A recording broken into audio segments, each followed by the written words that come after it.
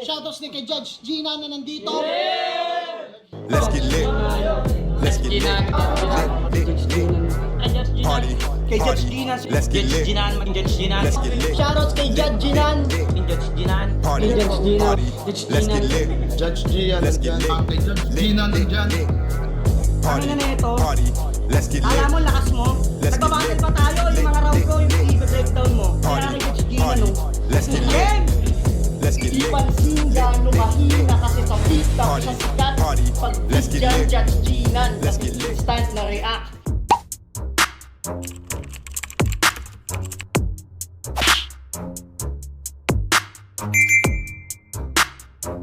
In the yeah, put 'em in the yeah, yeah, yeah.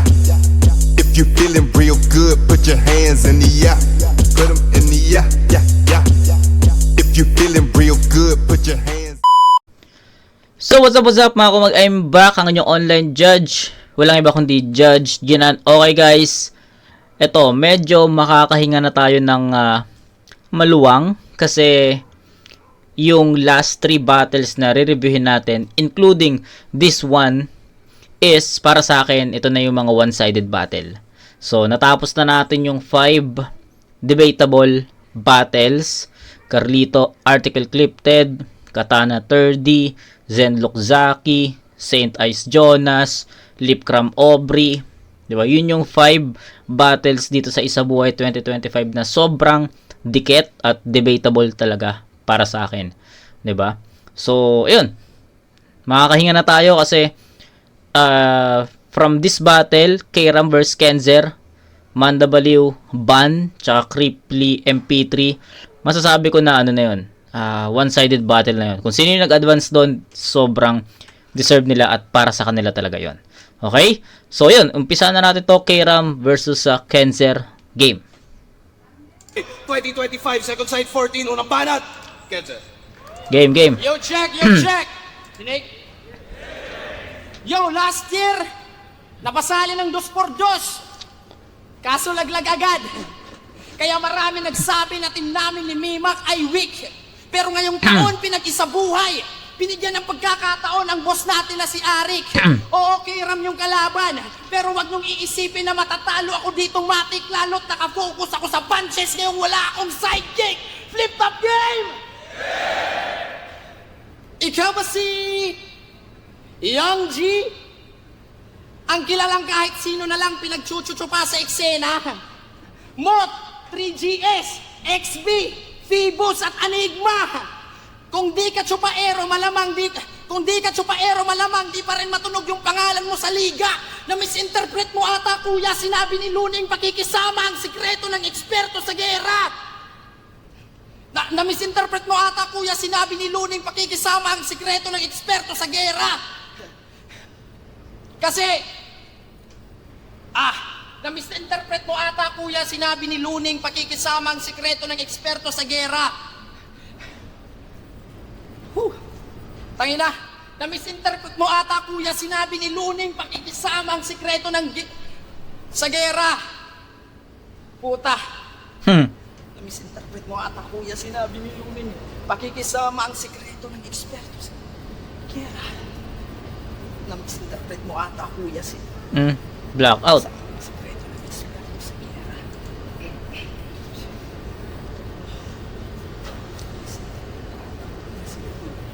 Isama ang sikreto ng eksperto sa gera. Na misinterpret mo ata, kuya, Tagal. Time. Unang banat, patay ka natin. Tang ina, blackout si Kenzer. Parang ano lang yun 8 lines lang ata na speech niya. 'Di ba? Parang 8 lines lang yun. So anong i-judge natin dun sa round 1 na yun? So wala, no? Ano tayo agad? Kram tayo kagad. Kairam. Putang ina mo! Wala ka na sabi na misinterpret mo lahat! Gago ka! Gago. Ina, dun pa lang panalo na si Kram eh. Unang banat, patay ka natin si Kairam. Putang ina mo! Wala ka na sabi na misinterpret mo lahat! Gago ka! Laki ng pinanggalingan mo, magaganyan ka dito. Hiya ka. Napansin nyo ba mga men?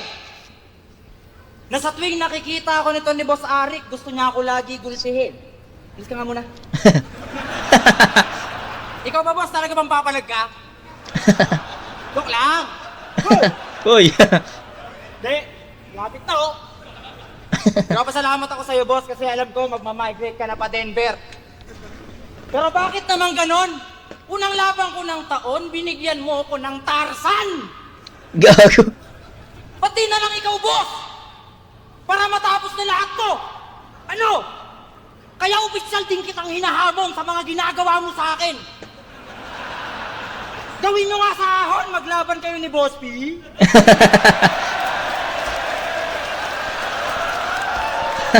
Sagpangan, Jen!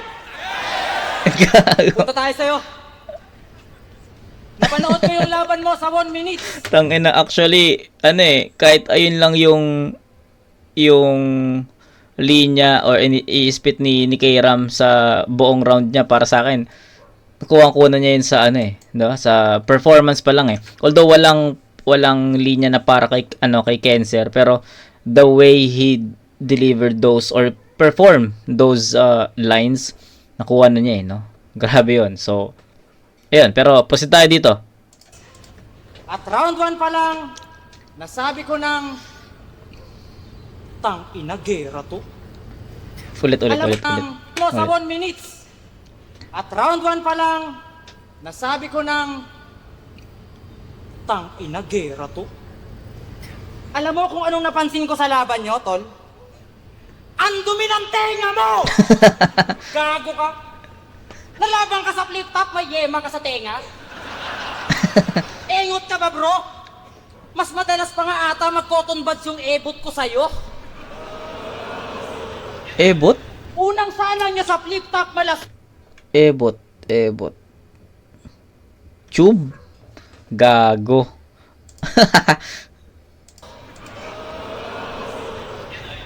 Unang sana niya sa flip top malas 6 straight yung kanyang stilong nadampot.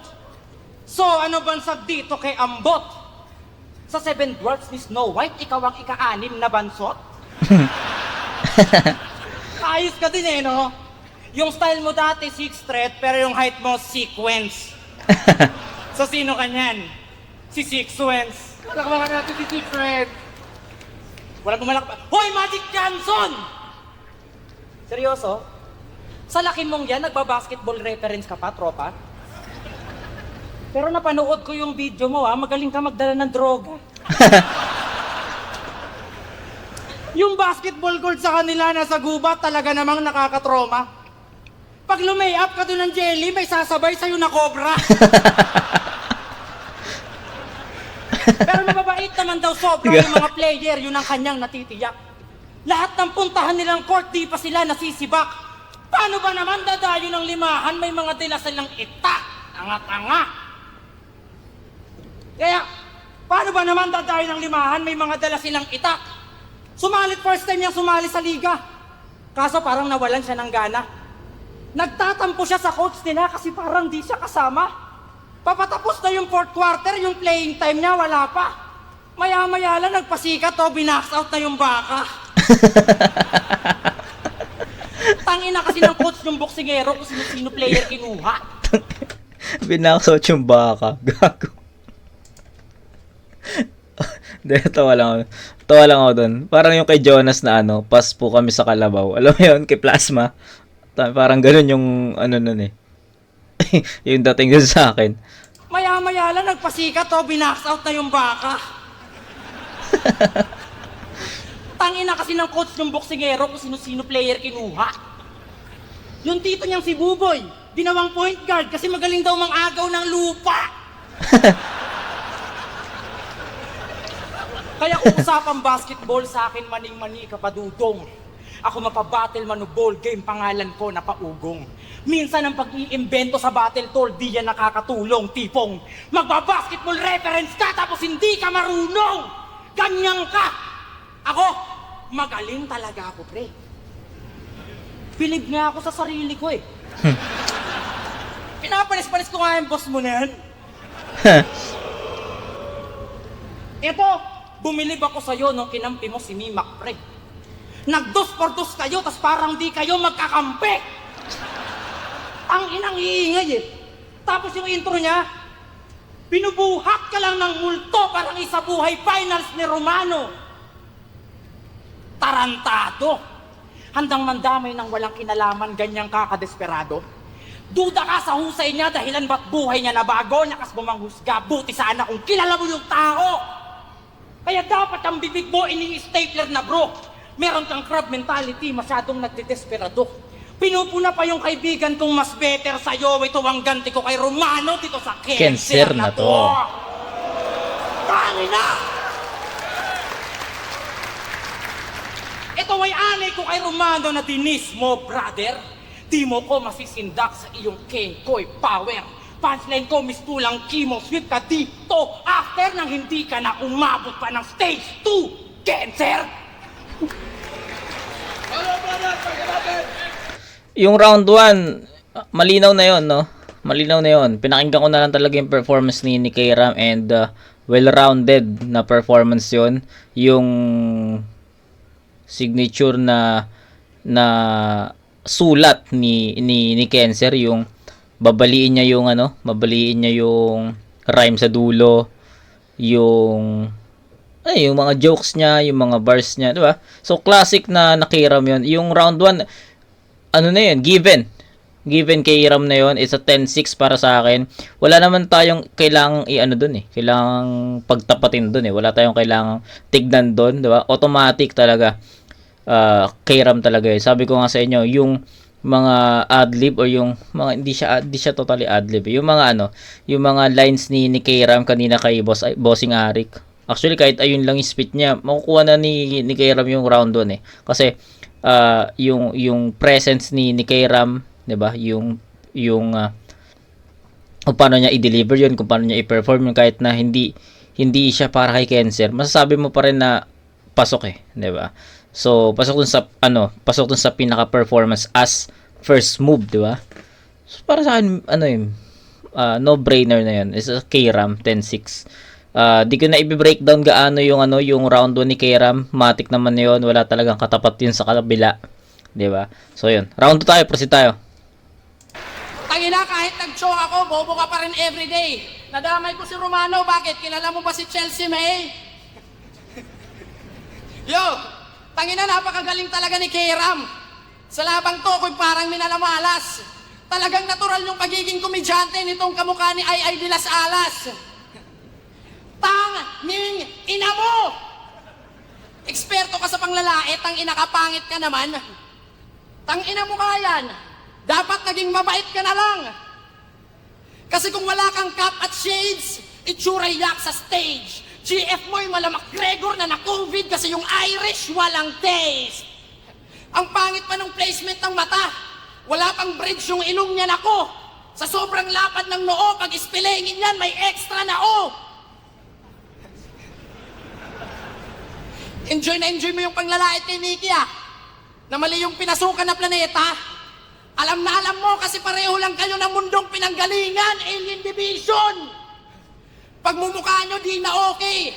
Mga tamod ni Aklas na nabuo sa loob ng nanay ni Kokey. Nung guesting mo kay Dog Brack, ang dry ng lips, kay pangit at wak, sa sobrang dry parang undo na nag-addict kasi yung lip nagka-crack. Walang pambili ng lip balm. Tong taong malakas manglait, kaya ka lang masakit magsalita kasi nga madalas may sugat ka sa labi. Sabi ni Zaki, wala kang magulang. Kaya pala nung na-mention mo ang cousin, uncle at niece, biglang nag-choke ka repa peeps. Kasi habang binibitawan mo yung mga salitang yan, na-realize mo na wala kang relatives.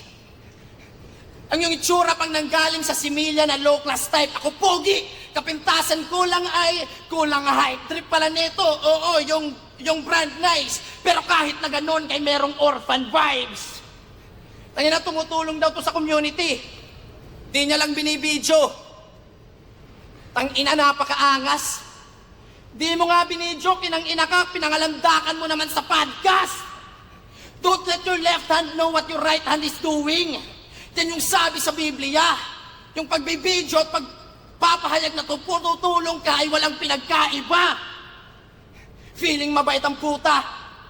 Doon sa interview siya tinanong, sa over 10 years mo sa industry, ano mga napulot mong aral? Sagot naman ni Gago, paggawan ka ng mabuti, paggawan ka ng masama, gawan mo na mabuti. Yan ang turo ni tatay. Ang simple-simple ng tanong, pero para sa'yo mahirap, men.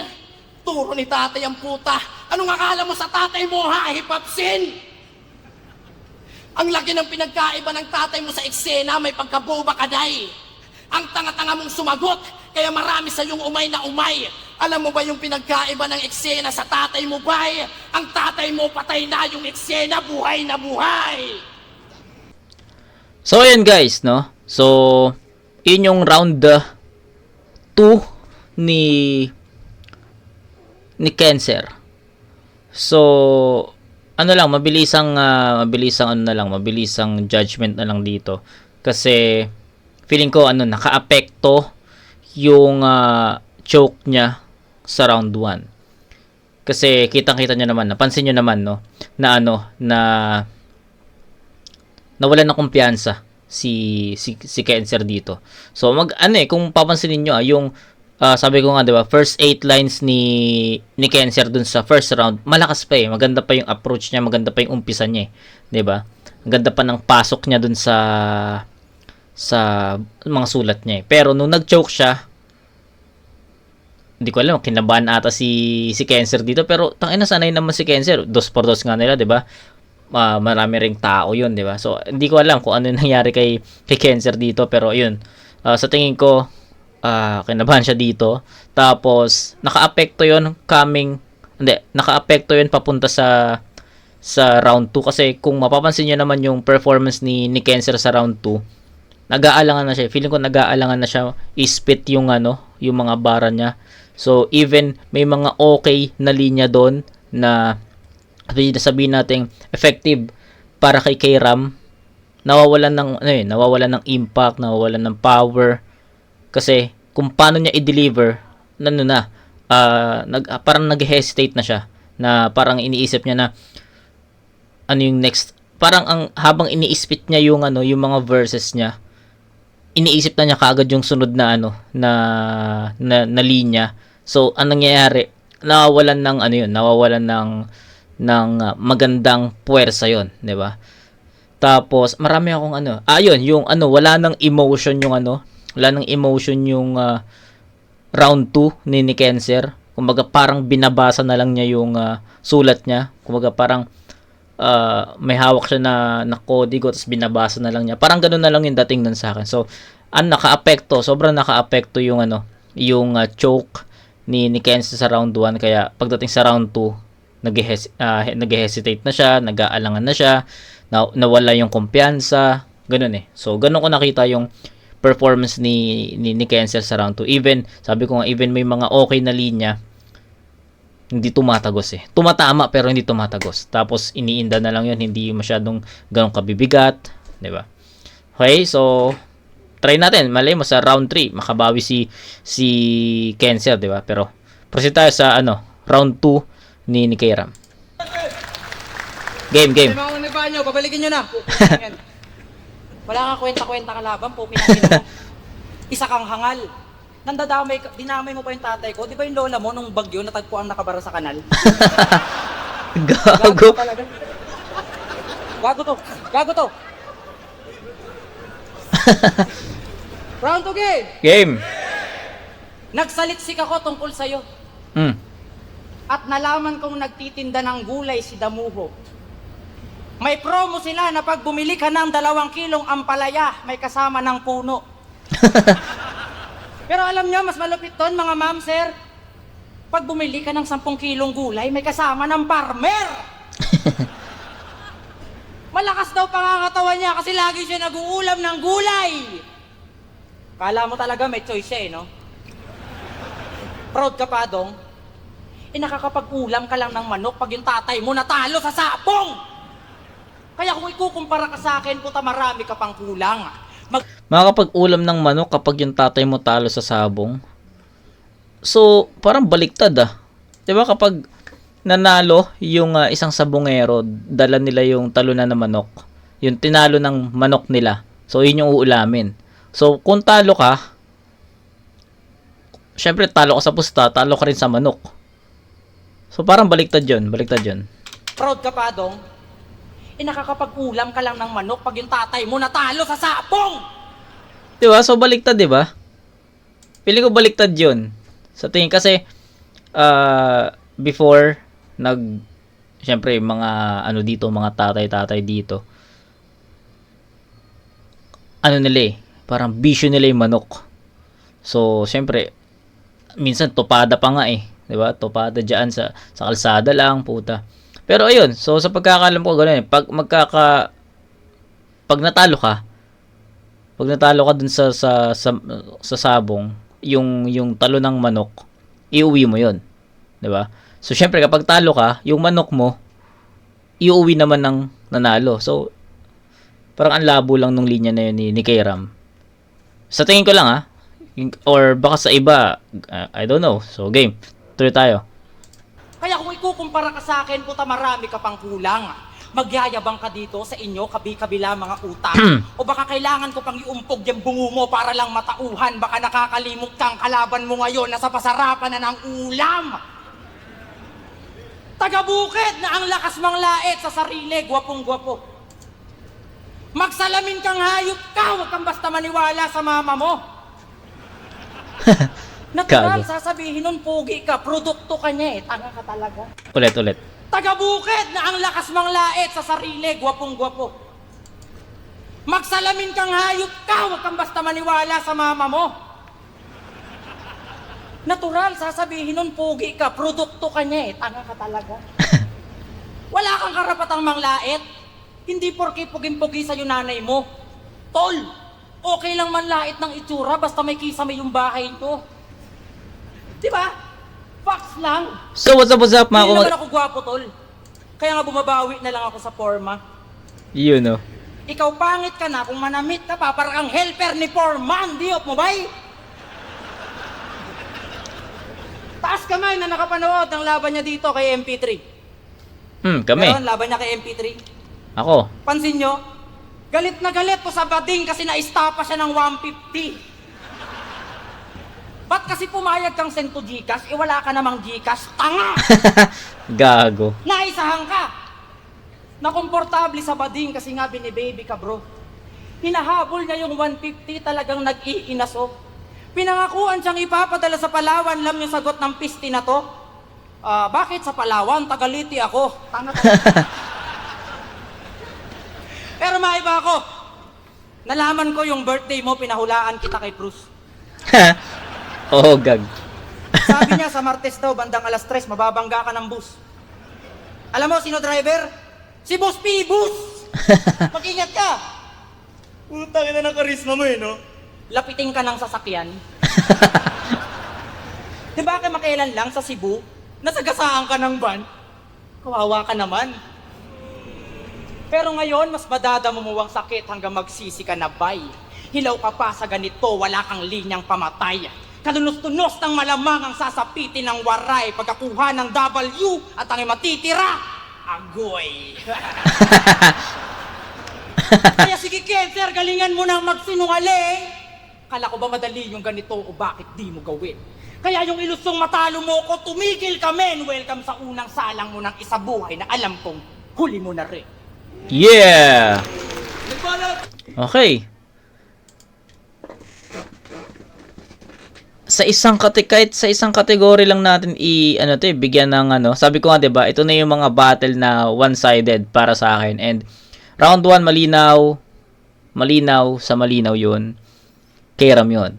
Pagdating sa round 2 may konting tapatan, 'di ba? Pero sabi ko nga kahit sa isang kategory lang natin to bigyan ng hatol. Makukuha na ni Kayram 'yun. So kahit sa delivery lang O, 'di ba? Sa delivery or sabihin natin performance. Sa performance lang, pre, malalaman yun, makikita mo na, mapapansin mo na kagad na yun, Kayram yun. So, kung magdi-deep dive pa tayo, sabihin natin, himayin natin yung sinasabi kong performance. Okay, delivery. Lamang na lamang si Kayram doon. 'Di ba? Sulat. Writtens. structure ng kung paano kinompose ni Kairam yon. Okay ba? Kairam pa din yon. O ano tayo? Layo tayo sa ibang kategory. Punchline, effectivity, 'di ba? Basic na ano to. Sabi ko nga sa inyo, one-sided na battle to. So dapat nga mabilis lang natin ihahatulan to i-judge tong battle na to pero para naman maging fair kay Cancer ba ano shoutout kay Cancer ayun, shoutout kay Cancer. Sayang kay Cancer nawalan siya ng kumpiyansa after ng choke niya sa round 1. Ang ganda sana ng ang ganda sana ng umpisa niya noon powerful pa ang ganda pa ng approach pero pag nung nag-choke siya wala na. Pagdating sa round 2 nag-hesitate na siya. Diba? Hesitant na siya mag-spit, nawalan ng kumpiyansa. Ganun ko na siya nakita. Tapos kay Kairam naman sa round 1 po siya solid na Kairam 'yon. Solid na Kairam 'yon.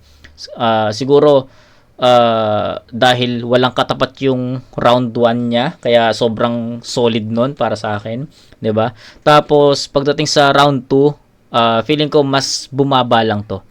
Yung round 2 niya. Kung round 1 versus round 2 ni Kairam, superb pa rin yung round 1 ni Kairam. Solido 'yon. Wala pang sa yung round 2 niya, feeling ko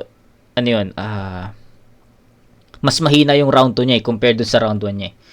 Siguro mga 1 step behind, 2 step behind, parang ganun lang siya. So ayun, pero kahit na hindi na natin masyadong ihimayin to, kitang-kita naman na lamang si Kairam dito. Effectivity, performance, sulat, punchline, saymakers, jokes, entertainment, lahat. Kairam yun. So, it's a 9-7. Bigyan natin ng 9-7 na score to in favor of Kairam. So, that's 19-13. So, may round 3 pa. Game. Yo! Veteranong pang-rookie ang galawan. Di ka dapat nahangaan. Verse mo pang 1 minutes lang para sa iyong kaalaman. Kasi line mark ka ng line mark, arsenal mo ay yan lamang. Kung susuriin kalahati ng rounds mo ay dating sulat ng kalaban. Okay. Kasi kung mang line mark, grabe. Binibigkas isang buong stanza, walang iyak. Style niya, 6 bar set up. Yung 4 linya ng kalaban, 2 galing sa kanya. Gumawa ng sarili na ideya. Okay. Para sa'yo ay mahirap. Kung si Delo hari ng ribat, ikaw hari ka ng recap. Tangina na ito, hinamon ako ng pustahan sa Reddit.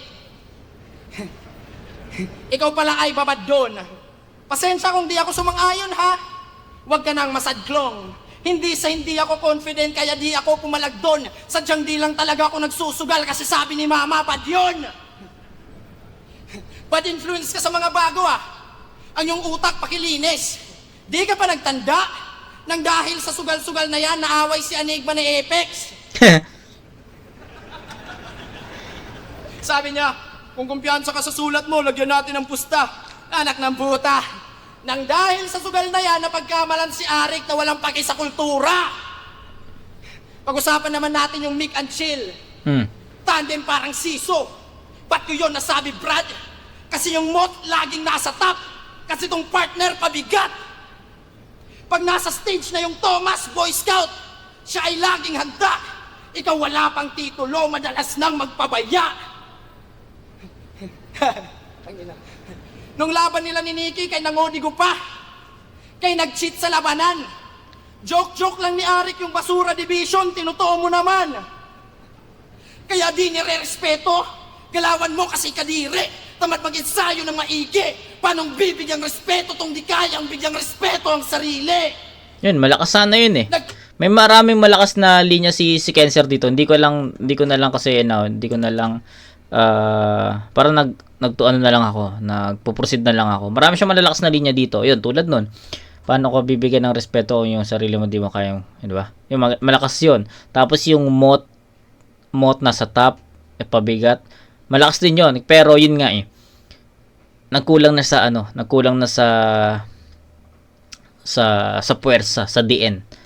Di ba? So, maraming malalakas na, at real talk, maraming malakas na linya, maayos na setup, maayos na punchline si Cancer dito.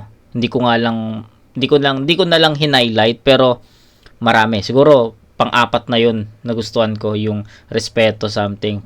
Yun yung pang-apat for sure. Pang-apat na yun. Yung una, pangalawa, pangatlo. Yung pangatlo yung Mot, yung Siso, lagi nasa taas. Yun. Yung yung una tsaka pangalawa nagustuhan ko, medyo nakalimutan ko na, pero I think pang-apat na to. Pero yun nga, malakas na linya yon, pero I think hindi na siya ganun ka-powerful kasi nga wala na eh, I mean hindi na nabawi ni Cancer yung sarili niya. Hindi niya na redeem yung sarili niya dito. Although okay sana yung pasok niya talaga dito sa round 3, pero tapusin natin. Malay mo makahabol. Choke kay Kamandag! O din.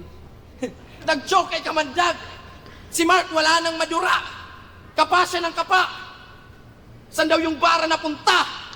Na wala ka ng tuluyan, ekis sa tagahusga! Paano naging trilyoner tong walang makapa sa bulsa? Sabi niya sa Taiwan, sipag lang mga kap, mahalin ang ating trabaho. Nanggaling pa talaga sa taong panay choke pag nasa entablado. Tanginang yan, Sumpa Angels eh. Nasa entablado. Tong bitch ng lahat. Kahit sino na lang tinatawag na boss malalato. Nakakatawang nauubusan ka ng bala kada battle kahit marami kang amo. Time. Yung marami kang amo, marami ng ano yun eh. Ang dami nang gumamit ng ganong wordplay. Yung bala, amo. Di ba? Marami nang gumamit ng ganong wordplay. So, ayun. Kita nyo naman, di ba? Kada spit ni Cancer ng mga linya na na alam niyang nag-reflect sa kanya, na siya, na nauuga siya. Halimbawa, yung yung nag-choke, 'di ba? Nag-choke kay Kamandag. Tas ako din. So, alam mo 'yun, inaano niya yung sarili niya kaagad. Tapos, ayun, maraming mga ganun, parang sa alip na maging focus si Cancer, sabihin natin yung round na yun, okay na yun, kalimutan mo na yun, bigay mo na yun kay Ram, sa kanya na yun. Pero wag naman sanang dalhin din ni Cancer yung yung pagkakamali na yun sa 2 and 3. Kasi ang battle 3 rounds naman yan eh, 'di ba? So sabihin natin, sige, nagkamali ka sa round 1. Bigay mo na, sige, sa'yo na yung round 1. So kailangan mo compose ka pa rin. Yung conviction mo sa sulat mo, yung tiwala mo sa sulat mo, yung tiwala mo sa sarili mo, nandun pa rin sana. Kasi isang round lang naman yung makukuha niya eh, 'di ba? Makukuha lang din ng kalaban mo yung rounds 2 and 3 kung sumuko ka na. And ayun yung nangyari sa sa rounds 2 and 3 ni Cancer. Okay yung round 1, umpisa, pero nag-choke. Okay, sige, given. Kay Ram na yun. No explanation needed kay Ram. Pero kung ako si Cancer, yung round 1 ko, kalimutan ko na yun. Hindi ko na nga na-spit eh. Kalimutan ko na yun. Pagdating sa round 2, ako ulit, gigil ako dapat. Gigil ako, spit ko to ng kung paano ko pinractice, spit ko to ng compose pa rin, spit ko to ng may tiwala pa rin ako sa sarili ko na mababawi ko yung round 1, spit ko to ng tatagusto, pipilitin ko, tatama to, yung ganun eh. Kaso yun nga, hindi naging ganun si Cancer sa round 2. Sa round 2 ni Cancer, flat. Pagdating sa round 3, may napansin akong mga malalakas na linya dito. Hindi ko lang binigyan ng highlight, pero maraming, siguro, sabi ko nga, di ba, may 4 na effective lines si Cancer. Pero, nababawi din kagad yun kasi sa mga lines niya na nabuo, kapag alam niyang nangyari sa kanya dito sa battle na to, inaamin niya kagad. Yun nga yung sinasabi ko eh. Yun, tulad dun sa sabi niya, nag-choke to kay Kamandag, tapos biglang ni-raise niya yung sarili niya na ako din. Which is, para sa akin, mali sa performance yun. Spit mo pa rin, kung ano yung sulat mo sa round 3, spit mo pa rin ng may conviction pa rin. Na, nag-spit to kay, parang, nag-choke ka kay Kamandag. Tapos tuloy mo na kagad yung next na line. Huwag ka nang magsingit doon ng ako din or something, 'di ba? Kasi makakawala talaga ng momentum 'yon. Tapos yun, ang dami ng nagsulputang mga distractions, 'di ba? So wala. Naunahan si Cancer dito ng ng kaba. Naunahan si Cancer dito ng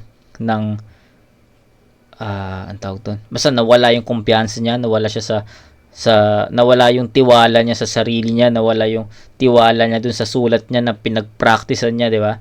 So ano mo na lang balato mo na lang din sana sa sarili mo yon na pinaghirapan ko to ng isang buwan, pinapractice ko to, kailangan ko ma-spit ko to, 'di ba? So wala eh.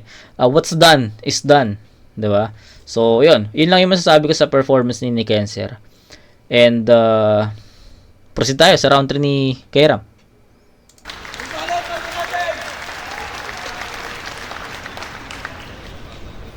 Kasalanan mo to, sinali mo. Tama ba? Galit ka. Ano ba kung pinasok mo, pre? Ay, inom ko tubig, puking ina ka. Hayop na to, ano pwedeng bigsasabi mo, tol? Hay, nako! May napanood akong laban nito sa Cebu at ang sabi niya, yung mga crowd daw sa Manila, pag di ka sikat, di ka papaboran. Sa pinakita mong rounds kanina, tol, mukhang tama ka naman. Kasi, hindi ka sikat, Cancer! Kung hindi nila gets yung jokes mo, wag mong isisi sa kanila, tanga ka. Next time kasi, mag-isip ka ng jokes na lahat sila matatawa, di yung ikaw lang masaya. Selfish ka eh. Sinisiraan mo yung crowd ng Manila para sa crowd ng Cebu, maging okay ka. Di mo namamalayan yung mga tao na mismo nakakapansin na OA na. Bibigyan kita ng lohika. Subukan mo tong intindihin. Kunyari, chef ka, tapos di nasarapan sa luto mo, sinong sisisihin mo? Yung tumikim? Ano? Nakuha mo ba yung logic? O kailangan ko pang pigain ang yung utak? Ang punto ko, wag mo isisi sa mga yan, yung mga wak mo na sulat. Payag kayo, bias kayo. Tanga advance lang makinig yung mga yan. Kasi nga madalas yung flip-top event dito sa Manila. Mas gigil lang yung crowd sa Cebu at Davao kasi yung flip-top event doon, bihira. Kaya bakit kailangan mo manira? Ganyan ka ba kawak na artist? Para makakuha ng crowd reaction doon, out of nowhere, sumigaw siya ng, si Boss Arik nga, si Lahis! Gago. Kita mo? Tawanan. Kahit hindi mo naman talaga yung sinabi, napaniwala ko sila. Nalaman mo tuloy kung gaano kadaming tao dito yung hindi ka kilala. Ang totoo talaga, kinulata ka ni Zero MB, di mo nagawang magpaka-astig. Sa Zero MB nga, di ka umubra, ano pa sa RAM na dinawawalan ng gig? Sabi na neto, nakasali lang kasi ng isang Lakas buhay, nun. feeling mo Lakas nun kay Ram na maraming gig. Boom! Bigat! Simpleng delivery, pero ang bigat ng punto. MB, di mo nagawang magpaka-astig. Sa Zero MB nga, di ka umubra, ano pa sa RAM na dinawawalan ng gig? Lakas nun. Sabi na neto, nakasali lang kasi ng isang buhay, feeling mo sumakses ka na eh. Hindi mo alam, step by the step yan. Yung makalaban mo lang ako, sumakses ka na eh. Bye! Hindi porke nakasali ka ng tour na magpipiling ilit ka. Tanga-tanga! Wala lang talagang ibang Tagalayteng magre-representa. Tagalayte din naman ako. Nalipat lang ako ng Cavite pero yung pangarap ko di ko tinigil. At sa pangarap ko na yon, sinigurado kong walang makakapigil at mas lalo ako ng gigil. Pero kung di ako lumipat ng Cavite, baka wala kayong karir ni Mimak. Tanga ka. Kaya sabi ko sa'yo. GL eh. Tapos ipagyayabang mo dito na matapang ka kasi waray ka. Baka pag sinugod tayo dito, isa ka sa mga hindi pumalag. Ako? Diba, isa talaga sa mga strength ni Kairam yun eh. Yung babaliin niya yung rhyme. So, Leyte, GL na yun eh, diba? GL. Tapos biglang wala kayong karir ni Mimak, binali niya. So, alam naman natin si GL is, diba? Sa Leyte. Leyte siya, Leyte ang niya, ang province, diba? So, yun. Binali ni, ayan, isa yun sa mga strength ni Kairam, yung mga ganong pagbali na mga, yung pagbali ng rhyme schemes. At sa pangarap ko na yon, sinigurado kong walang makakapigil at mas lalo ako ng gigil. Pigil, Pero kung gigil. di ako lumipat ng Cavite, baka wala kayong karir ni Mimak. Tanga ka. Kaya sabi ko sa'yo. Tapos ipagyayabang mo dito na matapang ka kasi waray ka. Baka pag sinugod tayo dito, isa ka sa mga hindi pumalag. Ako, wala akong takot na pupunta ng China para sigawan sila ng Where is the love? Wati mo rin kasi mga tropa mo, boss. Gago. Kaya kung usapang Leyte lang, ako ang pinakaunang taga Leyte na nag-represent sa Flip Top. Probinsyanong napunta sa Manila kasi nga malaki yung income pero di ko tinigil yung pangarap. Hanggang ang tagumpay ay makapture na maging makasaysayan ng pagbabalik ko sa Leyte na parang General MacArthur. I shall reborn to be fight.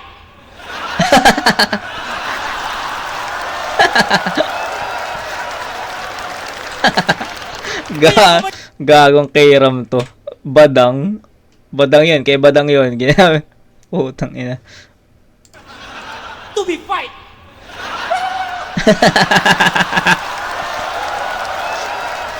Ina mo Kairam. Kaya pa ba nasa lahat ng mga kabracket ko? Lalo sa yung excited na manalo. Kahit kanino mapunta yung bet, wala pa rin naman magbabago. Sa inyo na! Oo, hinahangad, pero di ko hinahabol yung kampyonato kasi ang maging paborito ni Boss Arik, dun pa lang, panalo na ako. Yeah!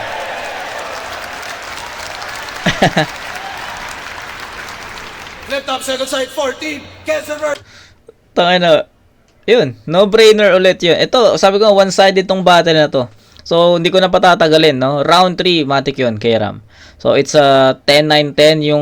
Yung round 2 lang ni Kairam yung medyo, sa akin, lumaylay ng konti. Ng konting-konti lang. Pero, Kairam pa rin all 3 rounds, no? Kitang-kita naman sa content, sa sulat, di ba? Performance, especially, Cancer yun. So, sorry. Kairam yun. Ano pa? Wala na eh. Wala na akong ibang sasabihin pa doon. Pucha. One-sided talaga yung battle na to. So, yun. At least hindi sumakit yung ulo natin. Unlike to sa first 5 na na-upload natin sa sa channel natin na tangina sobrang napiga talaga yung utak ko doon. Pero ito, one-sided, no? Hindi masyadong debatable, no? Malinaw na nakuha ni Kairam to sa lahat ng aspeto, sa lahat ng elements, sa lahat ng categories, no? Sulat, 'di ba, kung paano niya sinusulat yung mga verses niya, punchlines, makers, lahat. Kairam 'yun. First Kairam against Pambeses para sa kanilang pareho. Hindi ko na mga pala sino yung mga kalaban nila. Boto numurado, 5-0. Mga kalaban, ang panalo sa Lip Travers Aubrey. Pagkaya tayo lahat para kay Kairam. Sayang. Ayun, Sana hindi siya nanalo. Nabi Boss, ayun, gusto ko ng pasalamatan ng Hero, Brad 490s, Chillionaire, syempre kay Boss JP, kay Boss Russell Campanya, Madam Erlin Chow, love you all. Yeah, shoutouts Baby Zane, Andrea Ray dun sa Tacloban. Wait, Crystal, Blue Cheese, and Fake, abangan ng aming pop-up sale dun sa Tacloban. Malinaw naman si Kairam yun. Sayang nag-joke si Kenzel. Tapos yung round 2 at 3 medyo amala. Pero props pa rin sa dedication. Okay naman yung delivery niya. Tsaka may mga punch naman na nagnan. Pero si Kairam Oo nga eh. Yun nga. Yung sinasabi ko sa inyo, may mga punchline naman na nagland pero wala ng power eh. Di ba yun? daming witty na linya. Tapos yun. Sakit. Din ng mga punchlines. Kairam. So, Rabinik, binoto ko si Kairam, tingin ka naging malinis naman. So, may laki factor nung choke ni Ken Serrales. Kahit anong bawi niya, mahirap na talagang bawiin yan kasi alas buong round yun. Tapos napakalas din talaga ni Kairam sa battle na yan. Kairam. Yun, round 1, round 2, round 3, Kairam. Sayang yung round 1 ni Kensa. Pero siguro kahit natuloy, 2-win free king Kairam pa rin. Kairam. Espero Tacoma Motos. Malinaw naman na kay Kairam yun. Props kay Kenser, bawi. Malinaw naman, sayang kay Kenser pero malinaw all 3 rounds para kay Kairam. Yun, di ba? So, tingnan nyo yung mga judges natin. Hindi na rin masyadong nag-explain kasi one-sided talaga yung battle na to. So, yun, wala na akong ibang sasabihin pa dito. Sobrang linaw na ito.